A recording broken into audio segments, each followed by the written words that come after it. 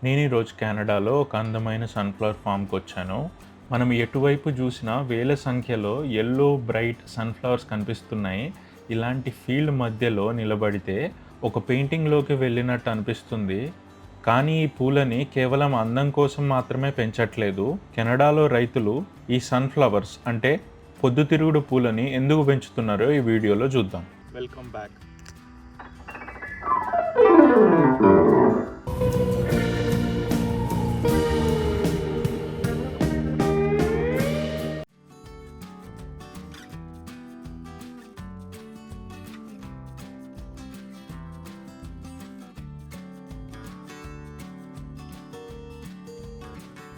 ముందుగా ఒక సన్‌ఫ్లవర్‌ని చూసుకుంటే ప్రతి సన్‌ఫ్లవర్ హెడ్ లోపట వందల సంఖ్యలో కొన్నిసార్లు 1000 కన్నా ఎక్కువ సీడ్స్ ఉంటాయి. ఈ పూల వెరైటీ బట్టి ఈ సీడ్స్‌ని మనం తినడానికి, పక్షులకి ఆహారంలాగా, బేకింగ్ ప్రొడక్ట్స్‌లో లేక సన్‌ఫ్లవర్ ఆయిల్ తయారు చేయడానికి యూజ్ చేయొచ్చు. ఈ వీడియోలో కెనడాలో ఒక సన్‌ఫ్లవర్ కంప్లీట్ జర్నీ ఎలా ఉంటుందో చూద్దాం. ఫార్మర్ సీడ్స్‌ని ఎప్పుడు ప్లాంట్ చేస్తారు? కెనడాలో ఉండే రిలేటివ్ షార్ట్ సమ్మర్‌లో అవి ఎలా గ్రో అవుతాయి? సన్‌ఫ్లవర్స్ ఎందుకు సూర్యుడి వైపు తిరుగుతాయి? ఈ పూలు దిగుబడికి రెడీగా ఉన్నాయని రైతులు ఎలా గుర్తిస్తారో చూద్దాం. అలాగే మెషిన్స్ డ్రైడ్ ఫ్లవర్ హెడ్స్ నుంచి సీడ్స్ని ఎలా వేరు చేస్తాయి? ఆ విత్తనాలని తర్వాత సన్‌ఫ్లవర్ ఆయిల్ మరియు వేరే ప్రోడక్ట్స్ తయారీ చేయడానికి ఎలా ప్రాసెస్ చేస్తారో చూద్దాం.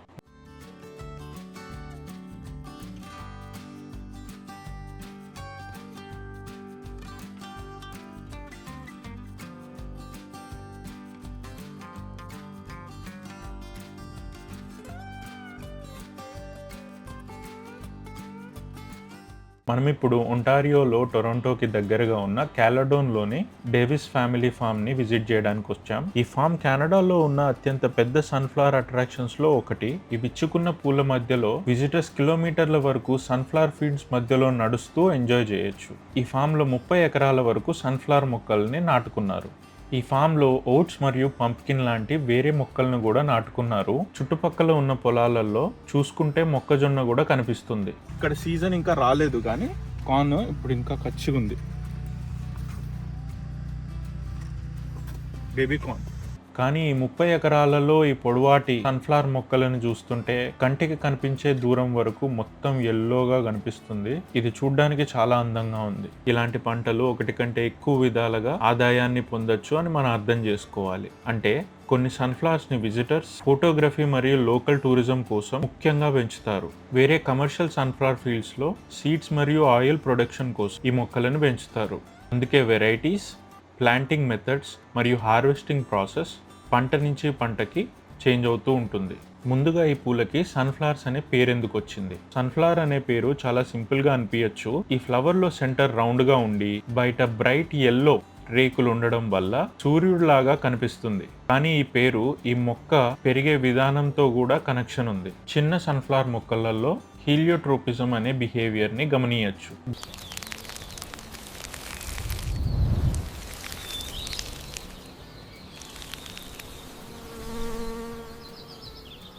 గ్రోయింగ్ స్టేజ్లో డెవలప్ అవుతున్న సన్‌ఫ్లవర్ బర్డ్స్ పొద్దుటి నుంచి సాయంత్రం వరకు సూర్యుడి ఆకాశంలో మూవ్ అయ్యే డైరెక్షన్లో ఈస్ట్ నుంచి వెస్ట్కి టర్న్ అవుతూ ఉంటాయి. రాత్రి సమయంలో అవి మళ్ళీ మెల్లగా ఈస్ట్ డైరెక్షన్కి తిరిగి సూర్యుడు ఉదయించడానికి అన్నట్టు రెడీ అయి ఉంటాయి. యంగ్ స్టెమ్లో ఒక సైడ్ వేరే సైడ్ కంటే కొంచెం ఫాస్ట్గా గ్రో అవ్వడం వల్ల ఈ మూమెంట్ జరుగుతుంది. కానీ ఫుల్లీ మెచ్యూర్ అయిన సన్‌ఫ్లవర్ రోజంతా సన్ని ఫాలో అవ్వదు. ఫ్లవర్ మెచ్యూర్ అయ్యాక స్టెమ్ స్ట్రాంగ్గా మరియు స్టిఫ్గా అవ్వడం వల్ల flower head usually east direction వైపు ఫిక్స్డ్గా ఉంటుంది. ఉదయాన్నే సూర్యరశ్మి పీల్చుకోవడానికి ఈ పూలు తూర్పు సైడ్ తిరిగి ఉంటాయి. దీనివల్ల పాలినేటింగ్ ఇన్సెక్ట్స్కి అది ఆకర్షణీయంగా ఉంటాయి. కాబట్టి ప్రతి సన్‌ఫ్లవర్ కంప్లీట్గా సూర్యుడిని ఫాలో చేస్తుంది అని చెప్పడం కరెక్ట్ కాదు. మోస్ట్లీ యంగ్ ప్లాంట్స్ మరియు డెవలపింగ్ బర్డ్స్ మాత్రమే ఈ డైలీ తూర్పు నుంచి పడమర వైపు మూమెంట్ని ఫాలో అవుతాయి. ఒక సన్‌ఫ్లవర్ అంటే నిజంగా చాలా ఫ్లవర్స్.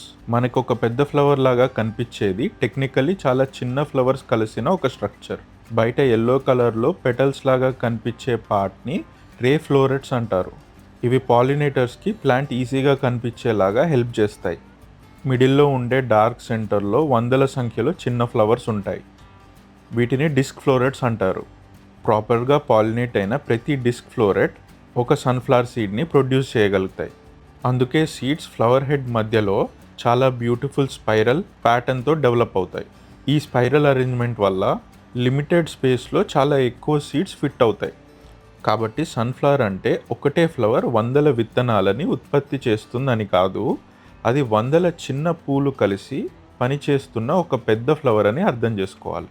కెనడాలో సన్ఫ్లవర్స్ని ఎప్పుడు ప్లాంట్ చేస్తారు? సన్ఫ్లవర్స్ సంవత్సరిక మొక్కలు, అంటే సీడ్స్ జర్మినేట్ అవ్వడం నుంచి కొత్త విత్తనాలు వచ్చే వరకు కంప్లీట్ సైకిల్ ఒకటే సీజన్లో పూర్తవుతుంది. ఈ మొక్కలు కెనడాలో చలికాలాన్ని సర్వైవ్ అయ్యి అవే వేరుల నుంచి నెక్స్ట్ ఇయర్ మళ్ళీ మొక్కలు రావు. ఇక్కడ రైతులు ప్రతి సంవత్సరం కొత్త సన్ఫ్లవర్ మొక్కల్ని నాటుకుంటారు. విత్తనాలని నాటుకునే ఎగ్జాక్ట్ డేట్ ప్రదేశాన్ని బట్టి, లోకల్ వాతావరణం బట్టి, నేల యొక్క కండిషన్ మరియు గ్రో చేస్తున్న వెరైటీ బట్టి డిపెండ్ అవుతుంది. కెనడాలో ప్రధాన వాణిజ్య సన్ఫ్లవర్ ఉత్పత్తి ప్రాంతాల్లో మే లేక ఎర్లీ జూన్లో ప్లాంటింగ్ చేస్తారు. అప్పటికి నేల కొంచెం వెచ్చగా ఉంటుంది.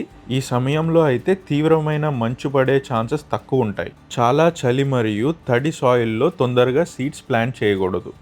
అలా చేస్తే విత్తనాలు స్లోగా జర్మినేట్ అవ్వచ్చు, కుళ్ళిపోవచ్చు, లేక ప్లాంట్స్ అన్ఈవెన్గా గ్రో అవ్వచ్చు. అలాగే ఫార్మర్స్ చాలా లేట్గా కూడా ప్లాంట్ చేయకూడదు. కెనడాలో చలి లేని వాతావరణం లిమిటెడ్గా ఉంటుంది. సెప్టెంబర్లో గడ్డగట్టే ఉష్ణోగ్రతలు మళ్ళీ స్టార్ట్ అవ్వక ముందే సన్ఫ్లవర్ మొక్కలు పెరిగి విచ్చుకొని విత్తనాలు డెవలప్ అయ్యి మెచ్యూర్ అవ్వాలి. కాబట్టి కరెక్ట్ ప్లాంటింగ్ డేట్ చూస్ చేసుకోవడం చాలా ఇంపార్టెంట్. రైతు తగిన నేల పరిస్థితి కోసం వెయిట్ చేస్తాడు, కానీ కెనడా ఎండల్ని మ్యాక్సిమం యూజ్ చేసుకునేలాగా తొందరగా విత్తనాలని వేసుకోవడానికి ప్రయత్నిస్తాడు. ఫార్మర్స్ సన్ఫ్లవర్ విత్తనాలని ఎలా నాటుకుంటారు? ప్లాంటింగ్ స్టార్ట్ చేయకముందు ఫీల్డ్ని సూటబుల్ సీడ్ బెడ్గా ప్రిపేర్ చేసుకుంటారు.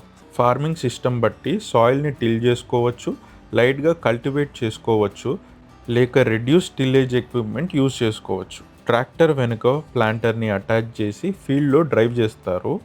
ఈ మెషిన్ సీడ్స్ని కరెక్ట్ డెప్త్లో ప్లేస్ చేస్తుంది, ప్లాంట్స్ మరియు రోస్ మధ్యలో ఈక్వల్ స్పేసింగ్ మెయింటైన్ చేసుకుంటూ. ఈ స్పేసింగ్ చాలా ఇంపార్టెంట్. ప్లాంట్స్ చాలా క్లోజ్గా ఉంటే సన్లైట్, వాటర్ మరియు న్యూట్రియంట్స్ కోసం ఒకదానితో ఒకటి కంపీట్ చేస్తాయి. చాలా దూరంగా ఉంటే అవైలబుల్ ల్యాండ్ని ప్రాపర్గా యూజ్ చేసుకోలేకపోవచ్చు. కమర్షియల్ సన్ఫ్లవర్ వెరైటీస్ని బట్టి రఫ్లీ ఏకర్కి 18 నుంచి 22 వేల మొక్కల్ని నాటుకుంటారు. లార్జ్ ఎడిబుల్ సీడ్స్ కోసమా లేక ఆయిల్ ప్రొడక్షన్ కోసమా అనే దాన్ని బట్టి నెంబర్ చేంజ్ అవుతుంది. విజిటర్స్ మరియు ఫోటోగ్రాఫర్స్ కోసం గ్రో చేసే సన్ఫ్లవర్స్ని డిఫరెంట్గా ప్లాన్ చేసుకోవచ్చు.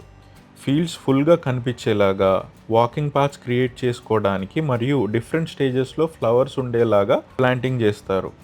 సీడ్స్ గ్రౌండ్లో ప్లేస్ చేశాక ప్లాంటర్ వాటిని సాయిల్తో కవర్ చేసి చుట్టూ సాయిల్ని లైట్గా ఫోమ్ చేస్తారు. ఆ తర్వాత ఫార్మర్ మాయిశ్చర్ మరియు వార్మ్త్ కోసం వెయిట్ చేస్తారు.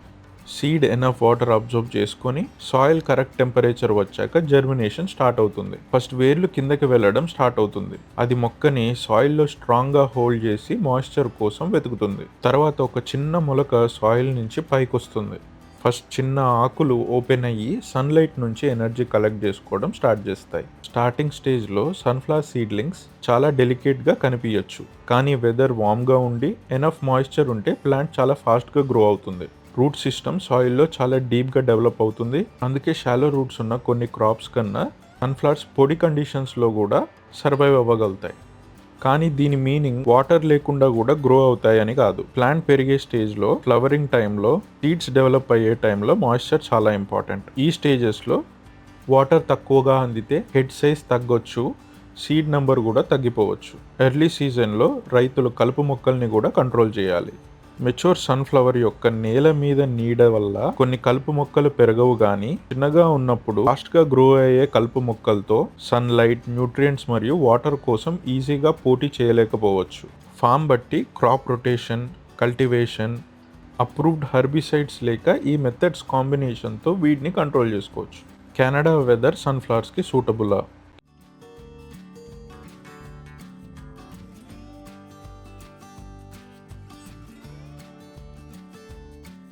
కెనడా అంటే 6 నెలలు ఉండే చలికాలం గుర్తొస్తుంది. కాబట్టి ఇక్కడ సన్ఫ్లవర్స్ సక్సెస్ఫుల్గా ఎలా గ్రో అవుతాయని డౌట్ రావచ్చు. ఆన్సర్ ఏంటంటే సన్ఫ్లవర్స్ వింటర్లో గ్రో అవ్వవు. అవి కెనడాలో వార్మ్ స్ప్రింగ్ మరియు సమ్మర్ మంత్స్ని యూజ్ చేసుకొని హార్ష్ వింటర్ వెదర్ స్టార్ట్ అయ్యే ముందు కంప్లీట్ లైఫ్ సైకిల్ని ఫినిష్ చేస్తాయి. సదర్న్ ఒంటారియో, మానిటోబా, సిస్కాష్వన్ మరియు ఆల్బర్టాలో కొన్ని ఏరియాస్లో వెచ్చని ఎండాకాలం, లాంగ్ డే అవర్స్ మరియు వ్యవసాయానికి అనుకూలమైన నేల ఉంటుంది. కెనడా సమ్మర్లో డేలైట్ ఎక్కువసేపు ఉండడం వల్ల ప్లాంట్ స్ట్రాంగ్గా గ్రో అవ్వడానికి హెల్ప్ అవుతుంది. డీప్ రూట్ సిస్టమ్ వల్ల సన్ఫ్లవర్స్ హీట్ మరియు టెంపరరీ డ్రై కండిషన్స్ని కొంచెం బెటర్గా హ్యాండిల్ చేసుకోగలుగుతాయి. కానీ కెనడా వెదర్తో ఛాలెంజెస్ కూడా ఉన్నాయి. లేట్ స్ప్రింగ్ ఫ్రాస్ట్ యంగ్ ప్లాంట్స్ని డ్యామేజ్ చేయొచ్చు. మరీ ఎక్కువ వర్షం పడితే ప్లాంటింగ్ డిలే అవ్వచ్చు, లేక డిసీజెస్ని ఇంక్రీజ్ చేయొచ్చు. సమ్మర్ డ్రాట్ సీడ్ డెవలప్మెంట్ని రెడ్యూస్ చేయొచ్చు. స్ట్రాంగ్ విండ్స్ మెచ్యూర్ స్టాక్ని బెండ్ లేక బ్రేక్ చేయొచ్చు. ఎర్లీ ఆటమ్ ఫ్రాస్ట్ క్రాప్ న్యాచురల్గా మెచ్యూర్ అవ్వడాన్ని స్టాప్ చేయొచ్చు. ఈ రిస్క్ని తక్కువ చేయడానికి ఫార్మర్స్ వాళ్ళకి సూటబుల్ రీజన్ వెరైటీస్ని చూస్ చేసుకుంటారు. అవైలబుల్ గ్రోయింగ్ సీజన్లో మెచ్యూర్ అయ్యే హైబ్రిడ్స్ని సెలెక్ట్ చేసుకుంటారు. కాబట్టి కెనడాలో చలికాలాన్ని సన్ఫ్లవర్ మొక్కలు డైరెక్ట్గా సర్వైవ్ అవ్వవు.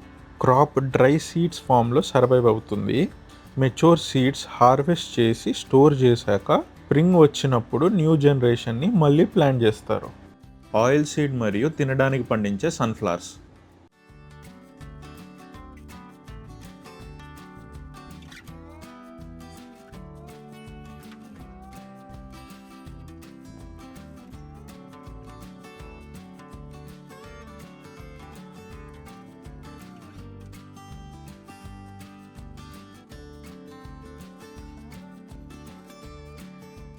ప్రతి సన్ఫ్లవర్ సీడ్ని ఒకటే పర్పస్ కోసం గ్రో చేయరు.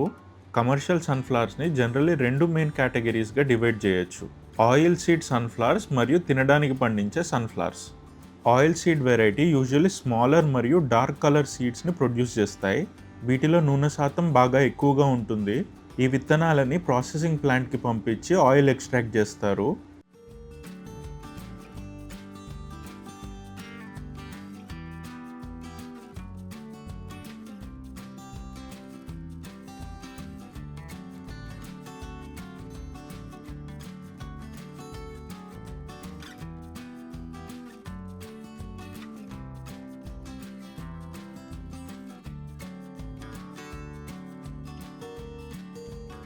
తినడానికి పండించే సన్ఫ్లవర్ వెరైటీస్ కొంచెం పెద్దగా ఉండే సీడ్స్ని ప్రొడ్యూస్ చేస్తాయి. మనం స్నాక్స్ లాగా తినడానికి ఉపయోగించే సీడ్స్ ఇవే. వీటిని రోస్ట్ చేసి సాల్ట్ యాడ్ చేసి డైరెక్ట్గా తింటారు. బ్రెడ్ మరియు సలాడ్స్లలో కూడా యాడ్ చేసుకోవడానికి ఉపయోగించవచ్చు. పైన తొక్కని రిమూవ్ చేసి సన్ఫ్లవర్ కర్నల్స్ లాగా కూడా సెల్ చేస్తారు. ఈ విత్తనాలని పక్షులకి దానాలాగా కూడా ఉపయోగిస్తారు. రైతులు వాళ్ళకి బయర్స్ ఎవరు, మార్కెట్ ఏంటి అనే దాన్ని బట్టి వెరైటీని సెలెక్ట్ చేసుకుంటారు. మనుషులు తినడానికి పెంచే వెరైటీలు సైజ్, కలర్, అపియరెన్స్ మరియు క్వాలిటీ రిక్వైర్మెంట్స్ ఆయిల్ ప్రాసెసింగ్ కోసం గ్రో చేసే వెరైటీస్ కంటే డిఫరెంట్గా ఉంటాయి. పొలంలో చూసినప్పుడు సన్ఫ్లవర్స్ అన్నీ ఒకటేలాగా కనిపించచ్చు, కానీ హార్వెస్ట్ అయిన తర్వాత చాలా డిఫరెంట్ పర్పసెస్కి వాటిని వాడచ్చు. ఫ్లవర్స్ బ్లూమ్ అయిన తర్వాత ఏమవుతుంది?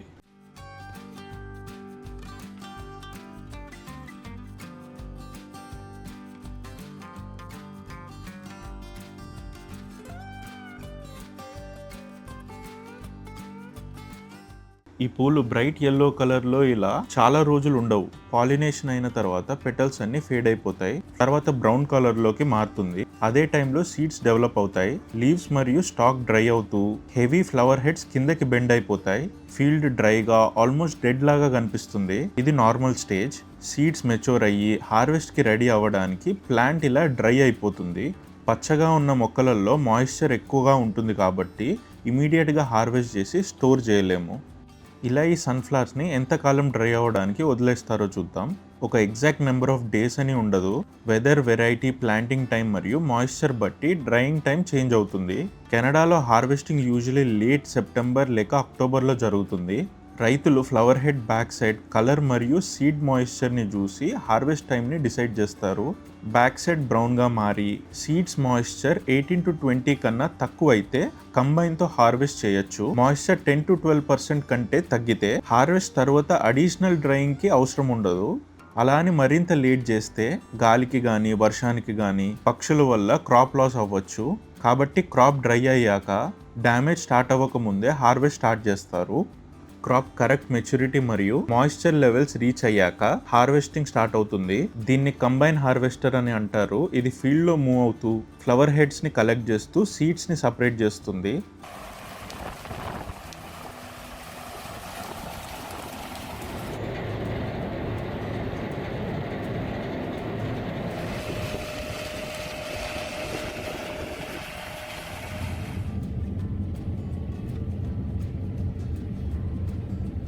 కంబైన్ ముందు సన్ఫ్లవర్ హెడర్ ఉంటుంది. ఇది ఫ్లవర్ హెడ్స్ని మెషిన్ లోపటికి గైడ్ చేసి ఫ్లవర్ హెడ్ని మాత్రమే కట్ చేసి మిగతా కొమ్మనంతా అలానే వదిలేస్తుంది. ఈ మెషిన్ లోపటే ఆటోమేటిక్గా సీడ్ ఎక్స్ట్రాక్షన్ జరుగుతుంది. తర్వాత గాలి మరియు స్క్రీన్స్ని యూజ్ చేసి విత్తనాలని ఆకులు చెత్తా చెదారాన్ని నుంచి వేరు చేస్తారు. ఇలా కలెక్ట్ అయిన విత్తనాలని ఒక పెద్దటి గ్రెయిన్ ట్యాంక్లో కలెక్ట్ చేసి మిగిలిన చెత్తని పొలంలోనే వదిలేస్తుంది. ఇలా విత్తనాల హార్వెస్ట్ కంప్లీట్ అవుతుంది. కానీ హార్వెస్ట్తో ప్రాసెస్ కంప్లీట్ అవ్వదు. సీడ్స్ని క్లీనింగ్ ఫెసిలిటీకి తీసుకెళ్లి మాయిశ్చర్, క్వాలిటీ మరియు అన్వాంటెడ్ మెటీరియల్ కోసం చెక్ చేస్తారు. దుమ్ము కానీ కొమ్మలు కానీ ఆకులు కానీ ఉంటే వాటిని రిమూవ్ చేస్తారు. ఒకవేళ తేమ శాతం ఎక్కువగా ఉంటే ఫ్యాన్స్ లేక గ్రెయిన్ డ్రైయర్స్ యూజ్ చేసి సీడ్స్ని ఎండబెడతారు.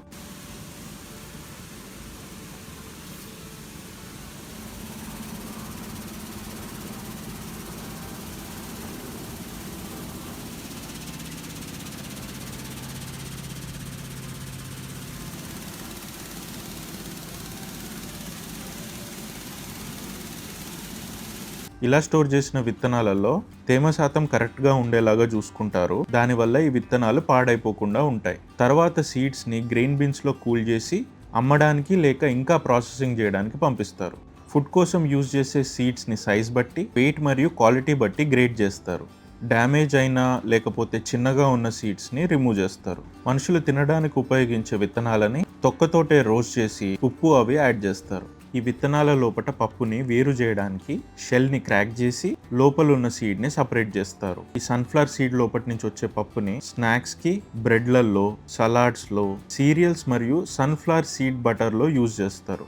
ఫుడ్ క్వాలిటీకి సూట్ కానీ కొన్ని సీడ్స్ని పక్షులకి దానాలాగా యూజ్ చేస్తారు. ఆయిల్ ప్రొడక్షన్ కోసం సీడ్స్ని ఫస్ట్ క్లీన్ చేస్తారు.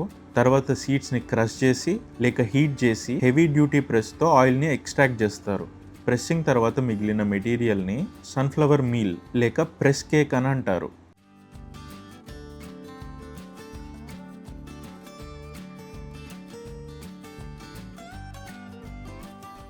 దీన్ని పశువులకి దానాలాగా యూజ్ చేయొచ్చు. ఇలా ఎక్స్ట్రాక్ట్ అయిన నూనెని రిఫైన్ చేసి ఇంప్యూరిటీస్, స్మెల్ మరియు వ్యాక్స్ని రిమూవ్ చేస్తారు. క్వాలిటీ టెస్టింగ్ అయిన తర్వాత బాటిల్స్లో ఫిల్ చేసి షాపులకు కానీ రెస్టారెంట్స్కి కానీ సప్లై చేస్తారు. ఇలా ప్రొడ్యూస్ అయిన సన్ఫ్లవర్ ఆయిల్ని కుకింగ్లో, ఫ్రైయింగ్లో మరియు ప్రాసెస్డ్ ఫుడ్స్లో యూజ్ చేస్తారు. సో నెక్స్ట్ టైం కిచెన్లో సన్ఫ్లవర్ ఆయిల్ చూసినా లేక షాప్లో సన్ఫ్లవర్ సీడ్స్ ప్యాకెట్ చూసినా కెనడాలో రైతులని, కెనడాలో సన్ఫ్లవర్ పొలాలని గుర్తు చేసుకుంటారని అనుకుంటున్నా.